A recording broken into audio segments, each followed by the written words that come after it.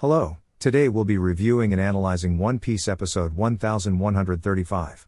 Let's get started. Episode 1135 begins in Elbaf at the Owl Library. Saul introduces the chief librarian of the library, Owl Biblo. Biblo has been managing the library for hundreds of years, and everything that enters his domain is transformed into giant-sized books thanks to his abilities. In Elbaf, newspapers are not delivered directly, so fishermen bring small newspapers to the library, and Biblo transforms them into giant newspapers to distribute to the giants. Lilith speculates that Biblo ate a devil fruit, which she describes as the growth fruit, a power that enlarges anything except living beings. This ability seems particularly noteworthy, as it aligns perfectly with the world of giants in Elbaf. It's hard to consider it a coincidence, given the similarities between the devil fruit's powers and the lifestyle of the giants. Meanwhile, Luffy is disappointed to see that the giant children in Elbaf are timid and prefer peace. However, one of the giant kids, Colin, picks up a wooden sword and challenges Luffy. Colin's wooden sword is easily broken by Luffy, and Colin is defeated. Yet, instead of being discouraged, Colin is deeply moved and praises Luffy's strength, exclaiming, "As expected of the Emperor of the Sea. This level of power is truly amazing." Colin's backstory is revealed shortly after. His mother is a giant named Ripley, and his father is a human who was a former pirate. It turns out that Colin is a half-giant born of Ripley and a human father. The scene shifts to Frankie, who notices the massive trees in Elbaf and remarks that they resemble the legendary Atom Wood. Saul explains that while Atom Wood trees exist worldwide, the one in Elbaf is the largest and oldest, symbolizing the history and pride of Elbaf. The focus then shifts to mysterious figures in black robes. They appear at the top of Orust Castle in the western part of Elbaf. The giant guards at the castle ask how they managed to enter. In response, one of the robed figures, a woman, states that she is looking for an individual named Loki. The guards reveal that Loki is considered a disgrace to Elbaf and refuse to disclose his whereabouts. The woman, showing her power, subdues the guards and arrogantly remarks, "How presumptuous." Such insolence, displaying an attitude reminiscent of the celestial dragons. The scene then transitions back to Luffy and his crew, who arrive in a western village. There, they reunite with Dory and Brogy. The giants express their gratitude to Luffy and his crew,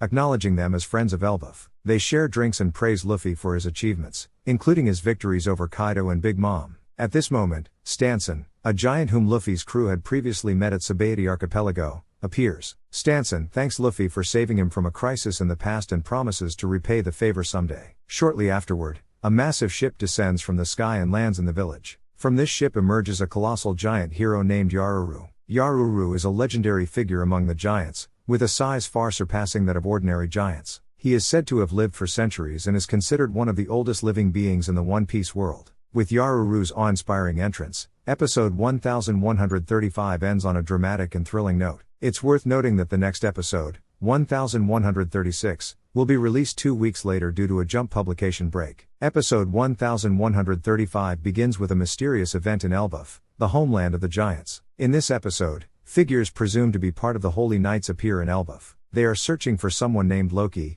who is known as a criminal in Elbaf. Their appearance immediately caused a great stir among fans. The Holy Knights bluntly ask the giants about Loki's whereabouts. When the giants refuse the woman's demand, she expresses her displeasure with arrogant words befitting a celestial dragon and subdues the giants with her power. This single scene confirms that their origins are tied to the celestial dragons. It raises questions about why they are searching for Loki and what their purpose might be. This, however, is not the only noteworthy point of the episode. One of the most intriguing topics this time is a theory about Shanks that has caused quite a stir among fans. Since episode 1134, both Japanese and international communities have been buzzing with the theory that there are two Shanks. This theory stems from subtle differences in Shanks' appearance. For example, fans noticed that the scar on Shanks' face, which is usually present, was missing in certain scenes. This was especially evident during his meeting with the Gorosei, where the scar on his face was absent, which serves as a critical clue. Shanks has always been depicted with a long diagonal scar across his eye. This scar is visible even from a side view.